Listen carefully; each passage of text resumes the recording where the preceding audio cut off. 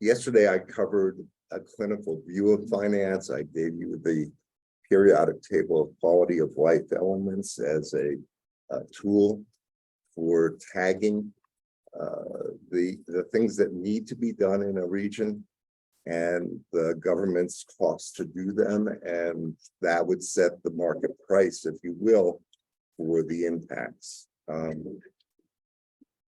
Today we're going to talk about informal settlements, what are known as slums. And there, when I was doing some work on studies funded by the Wellcome Trust of the UK, in Fiji and Indonesia, they had a brand new biofiltration system for improving the quality of water and sanitation wash. And they wondered, how could we pay the people in slums who would benefit from the clean water and the clean sanitation to maintain the infrastructure?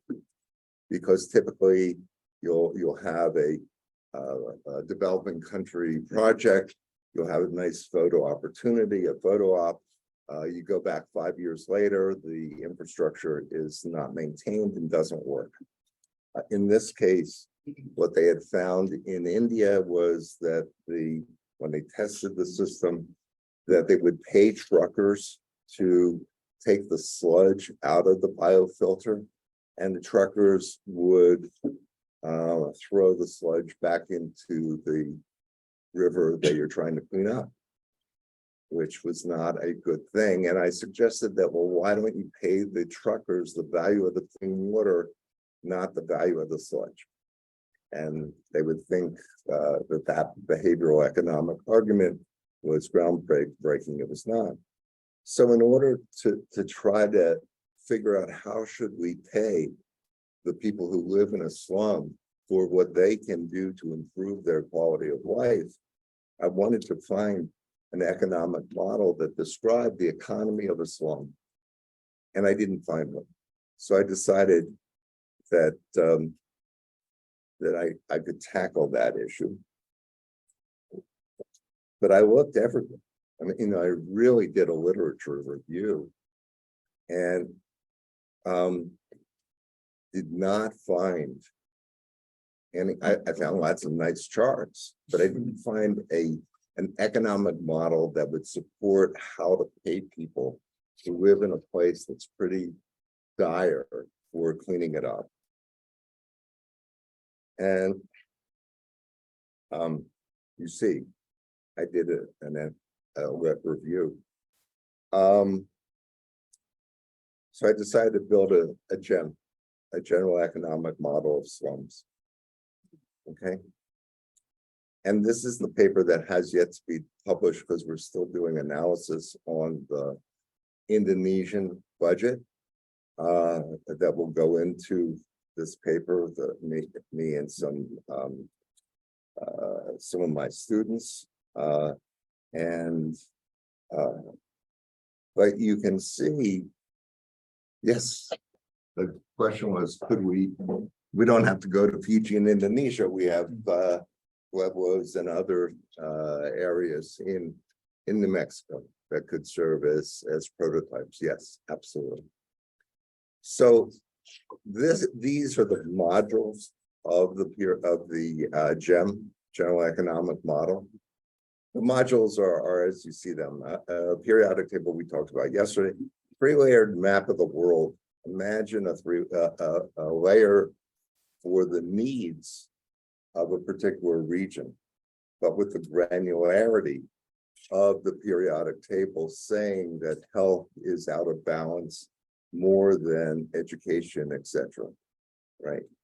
What are the capacities for filling those needs as they have been defined for purposes of government budgeting? And then the money layer. Often the needs are objectively known. You can debate within a small band of argument, but people know that there's poverty. People know that the water is not clean, etc. Capacities, how do I clean up the water? How do I create jobs? These, again, the capacities are adaptively known. Some have been tried, some have not been tried in the place that you're talking about. And then the money layer, lots of funding, whether it's the government, whether it's foundation, even corporations. But unfortunately, in my experience, the people who live in a place such as a slum have no agency, no decision-making authority for prioritizing which needs get met first or addressed first, what capacities are used to try to address those needs, and how the money that's allocated to the region or to that need are deployed. Rather, it's the NGOs, coming back to Mark's point, who, for purposes of sometimes self-preservation, say, I'm the only one who knows this region and how to fulfill its needs, or a contractor who says, I deliver a certain capacity, and that's what's going to come, and they are able to lobby to Congress or foundations to put the money in the money layer, all of which takes agency or the authority for making decisions out of the hands of the locals. And I think that's wrong. And I think that breeds a certain, after generation of generation of generation of hopelessness that they don't have control of their lives and how to improve their lives. Insularity, interdependency, this refers to how close or how far from an urban center is the region that we're talking about. As we know, with the urbanization of the planet, there are going to be more and more slums, or more and more people living in slums on the outskirts of these cities. So to the extent that your activity is improving the slum closer to the city, you have a greater impact on the city from, let's say, a pandemic or viral risk point of view. Macro factors outside the local regional control, these would include things like recession or natural catastrophe, legacy, cultural and religious economic traditions. I do believe, as a Jewish person, that many of the what are called religions or traditional cultural practices have roots in their economic vitality, and that underlying that these religions, these traditions were in effect the hard drives for carrying on economic practices into the next generations. And so if we could leverage those beliefs, we could get commitments of people who live in slums to behave in ways that are pro-social, that are pro-healthy for themselves. External investment and funding decisions, this is I'll use an English word, evanescence. It comes and goes like the clouds. There's money this year for certain priorities, and then next year, not so much. And so in a general economic model for slums to develop themselves, to steer themselves, I want them to take advantage of the cloud of money that might pass over. I don't want them to only be active in response to that cloud. And then UN Sustainable Development Goals, a translation engine, I consider this very much like Google Translate. The SDGs, for reasons that I'll get into, I think are a phantasm, are illusory, are not used in government budgeting, but because they have the marketing, let's say, of themselves, translating the local needs that are defined by the government's budgeting for those needs in the language of the local budget, translating that into SDG language could be helpful again for capturing the cloud of money that is pegged to SDGs.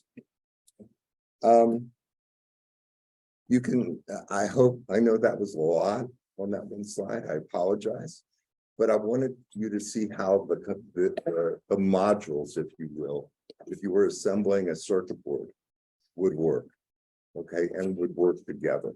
God bless.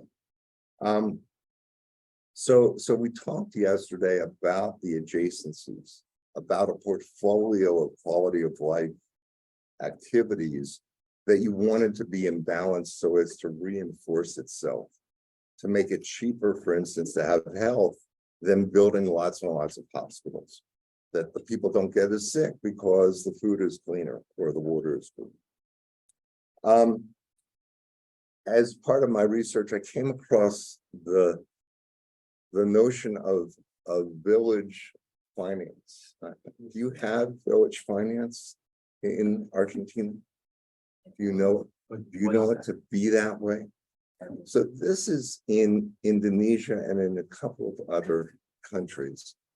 They call it CodeX. I'm sure I mispronounced that. Where the government, the national government, said, we're going to take 10% of our national budget. We're going to flow it directly to the village, bypassing the province, bypassing the state, directly to the village, in exchange for the villages creating an accounting system of all the monies that they handle, not just this 10%, but everything. This was radical about 4 or 5 years ago. And so what they were, and what this paper that you see displayed here was able to do, was with some interpolation, some guesstimate, they were able to assign from the securities data SDG activity. They were able to prove that you could tag money that was now identifiable for the first time at the village level, which is its most local impact, right? That you could tag it with its sustainable development goal meaning, if you will. Okay. This is a slide just showing you the increase in urbanization that's growing across the world. You see much of that. Okay. You see the growth of people living in slums, depending on, or the continuity of them living in slums, depending on where we're talking about, including in Africa and elsewhere. This is a map showing you where development assistance grants and loans have gone, without a whole lot of feedback for what has been improved on a normalized basis, on a continuous basis. Here are the beautiful colors of the SDGs,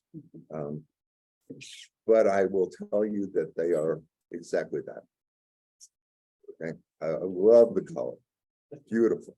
In fact, we could use some color around this campus. I don't know if you've noticed, but you know, there's more than the one. You meant it was beige. Okay, I'll be a guest. So if you create a regime such as sustainable development goals that are not part of the budgeting cycle of governance, what do they mean, right? Well, I'll tell you what they mean in Indonesia's case. The gray are the unmeasured or the lack of data for SDGs in Indonesia. So everything in gray is not measured. This is Indonesia's report card to the UN on what they measure. However, the gold represents of the SDG commitments that they have made. Where's the money going to come from? Their hand is out, asking others than the Indonesian government to pay for it. So it's a fundraising mechanism. The SDGs are fundraising mechanism. Again, think about the three-layered map: needs, capacities to fill those needs, money layer. If you are a villager in Indonesia, this picture says for the most part, you're not going to get much help.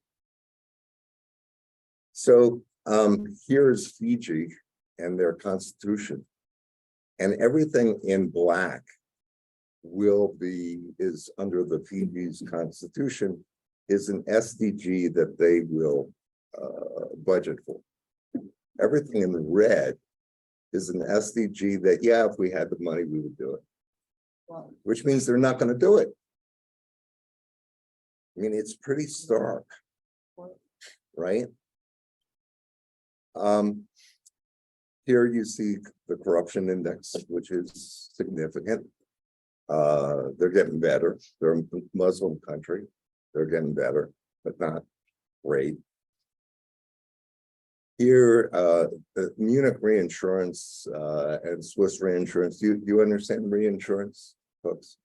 So when you buy your homeowner's insurance, let's say, your homeowner insurer will package your policy and thousands of others, and then to support their ability to pay out the claims on that home insurance, will buy reinsurance in the case of a very large catastrophe that they don't want to risk their corpus to pay out.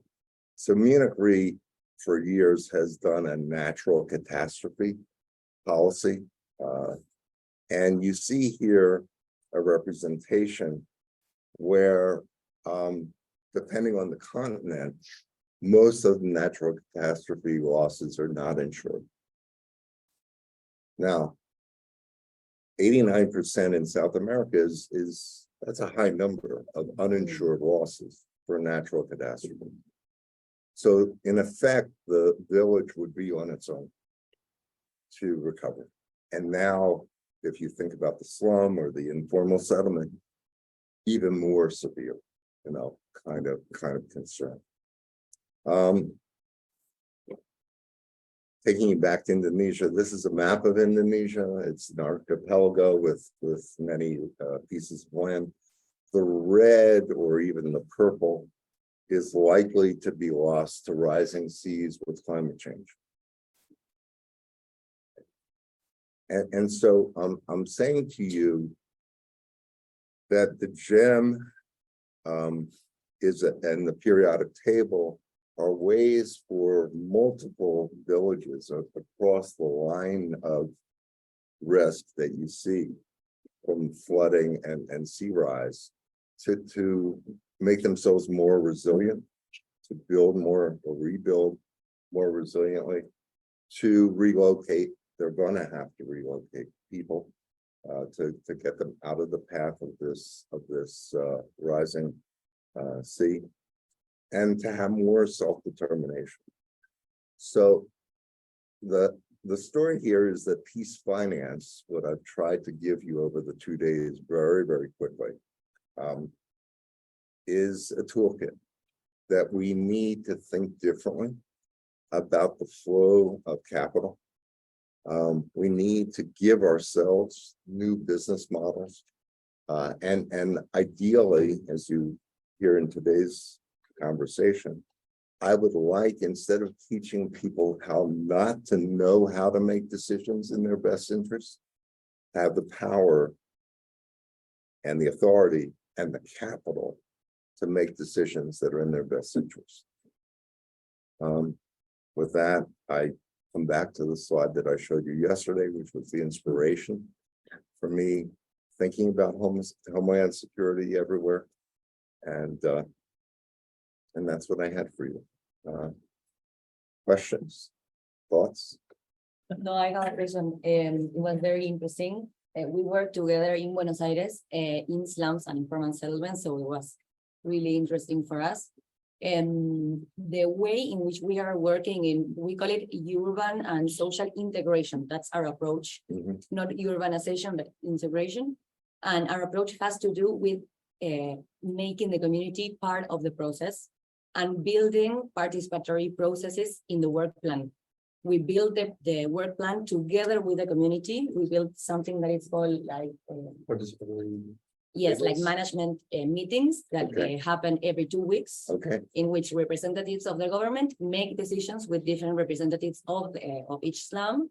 And we like follow the Gantt, but together with the community. And that's challenging, sure. but we think that's the only way of sustaining the processes in the time. Just as you told us, the same happens in Argentina. You can see processes that perhaps implied a great intervention, a great package 10 years ago, and that was useless. And our theory has to do with the lack of participation of that community in the process. So I would like to hear your opinion about this point, and perhaps if you could like illustrate some example in Indonesia. So it's great that you're including the community. I would love, so a lot of this comes back to teaching people how to make decisions in their best interests. The education systems have traditionally not done. They've done the opposite.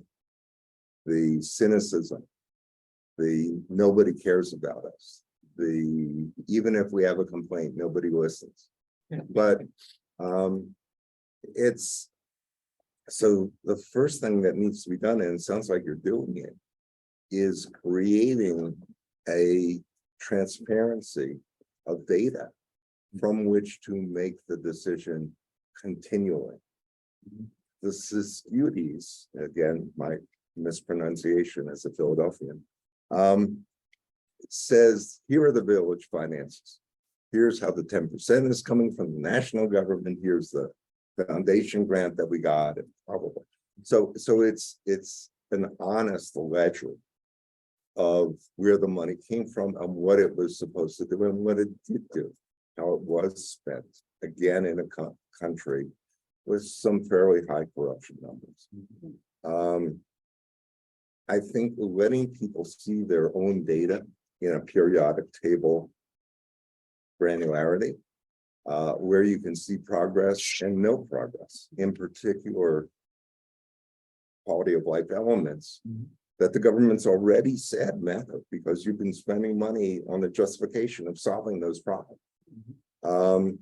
That goes a long way for people who live in dire circumstances to believe that they have agency, and that their voice counts, and that they're so in this case, what I was trying to do and what the paper argues for is creating perhaps a digital currency, but certainly a mobile bank account where people get rewarded for doing what the government would cost. It would cost the government multiple times what the incentive payment might be to have folks not put trash in the water, for example, that create rodents, that create vectors of health risk.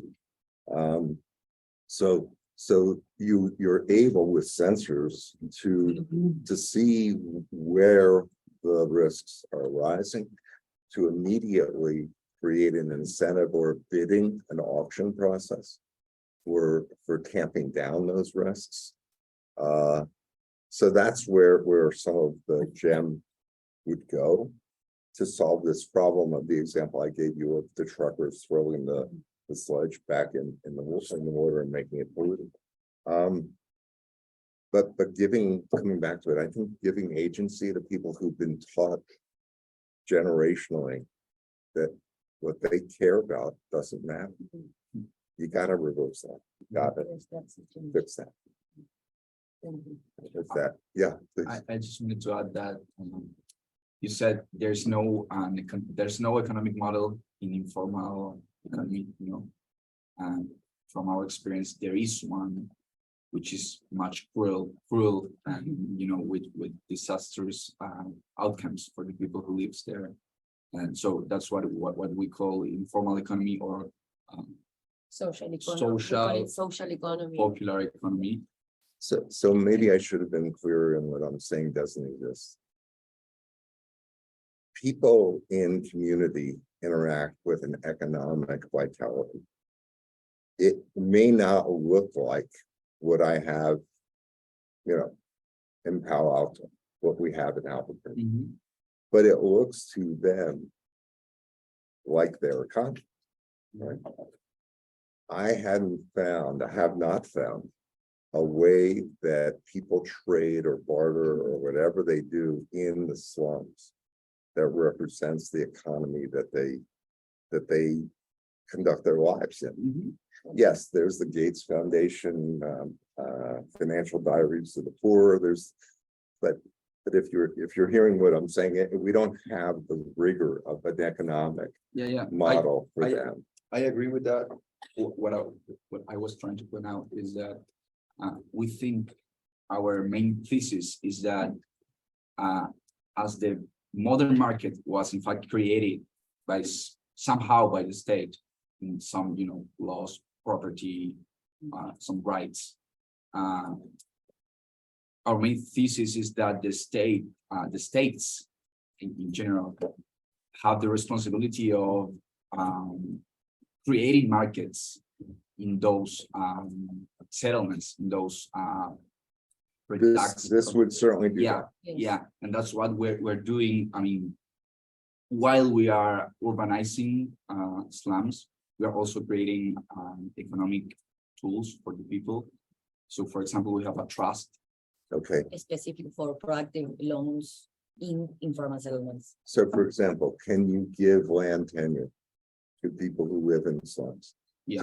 Typically, they do not have land tenure. Yeah, They yeah. do not We, own the pass a land. law, a national law when was it? Into 2016. Yeah, so in 2016,